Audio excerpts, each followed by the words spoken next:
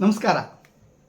ಅಶ್ವತ್ಥ ಕದಂಬ ಮೈಸೂರಿನ ನಿರಂತರವಾದಂಥ ರಂಗಚಟುವಟಿಕೆಗಳಿಗೆ ಒಂದು ಅದಮ್ಯ ಚೇತನ.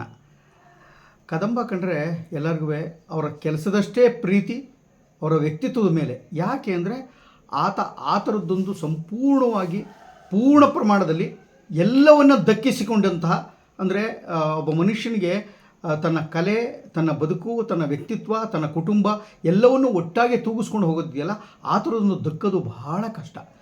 ಇದು ಕೆಲವು ಜನ ಸಾಧಕರಿಗೆ ಮಾತ್ರ ಸಾಧ್ಯ ಅಂತ ಅನಿಸುತ್ತೆ. ಹಾಗೆ ಸಾಧ್ಯವಾದಂಥ ಒಂದು ಅಪರೂಪದಂಥ ನಿಜವಾದ ರಾಜ್ಕುಮಾರ್ ಬಳಸ್ತಾರೆ ಈ ಪದನ ಕಮಲ್ ಹಾಸನ್ಗೆ. ಒಂದು ಅಪರೂಪದ ಜನ್ಮ ಅಂತ. ಅಪರೂಪದ ಜನ್ಮ ನೋಡಿ.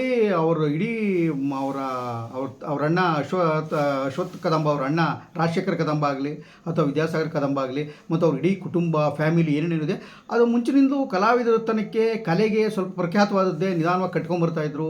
ಒಂದು 50 ವರ್ಷಗಳ ಹಿಂದೆಯೇ ಕದಂಬ ರಂಗವೇದಿಕೆ ಕಟ್ಕೊಂಡು ಹಗಲು ರಾತ್ರಿ ಅವರ ಅಣ್ಣನ ಜೊತೆ ಸೇರಿಕೊಂಡು ಅದು ಪ್ರವರ್ಧಮಾನಕ್ಕೆ ಬರೋಕ್ಕೆ, ಇವತ್ತು ಜನಕ್ಕೆ ಗೊತ್ತಾಗೋಕ್ಕೆ ಈತ ಕೂಡ ಒಬ್ಬ ಪ್ರಮುಖವಾದ ಕಾರಣ. ಅನೇಕ ಕೆಲಸಗಳೇ ನೋಡಿ. ಆತ ನಟ, ನಿರ್ದೇಶಕ, ನಾಟಕ ರಚನೆಯೂ ಅಲ್ಲಿ ಕೈ ಹಾಕ್ಕೊಂಡಿದ್ದಾರೆ. ಆಮೇಲೆ ಸಂಘಟಕ, ಆಮೇಲೆ ಎಲ್ಲದಕ್ಕಿಂತ ಹೆಚ್ಚು ಭಾಳ ಅತ್ಯುತ್ತಮವಾದ್ದು ಆತ ಒಬ್ಬ ಅದ್ಭುತವಾದಂಥ ಪ್ರಸಾದನಕಾರ. ಎಷ್ಟು ಒಳ್ಳೆಯ ಮುಖವರ್ಣಿಕೆಗಾರ ಆತ ಅಂತಂದರೆ, ಎಂಥ ಒಂದು ಸಬ್ಜೆಕ್ಟನ್ನು ಅದು ಆಧುನಿಕವಾಗಲಿ, ಪುರಾಣವಾಗಲಿ, ಇತಿಹಾಸವಾಗಲಿ, ನೀವು ಯಾವ ಜಾನಪದವಾಗಲಿ, ನೀವು ಯಾವುದಾದ್ರು ಒಂದು ವಸ್ತುವನ್ನು ಕೊಟ್ಟು ಇದರ ಸಂಕೀರ್ಣತೆಯನ್ನು ಬಿಡಿಸಿ ಈ ಪಾತ್ರಕ್ಕೆ ಹಿಂಗಿದೆ, ನಮ್ಗೆ ಈ ಥರದೊಂದು ಮೇಕಪ್ ಮಾಡಿಕೊಟ್ರೆ ಭಾಳ ಅನುಕೂಲ ಆಗುತ್ತೆ ಅಂತ ಹೇಳಿದ್ರೆ ಕ್ಷಣ ಮಾತಲ್ಲಿ ಯೋಚನೆ ಮಾಡ್ತಾರೆ, ಚಿಂತನೆ ಮಾಡ್ತಾರೆ, ಅದ್ರ ಬಗ್ಗೆ ಒಂಚೂರು ಅಧ್ಯಯನ ಮಾಡ್ತಾರೆ.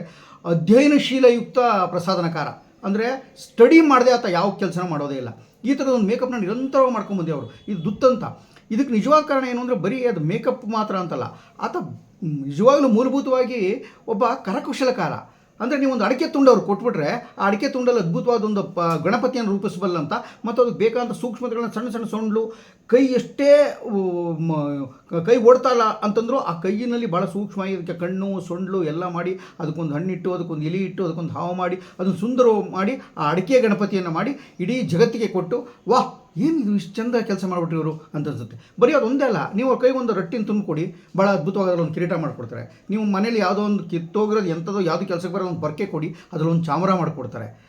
ಯಾರು ನನಗೊಂದು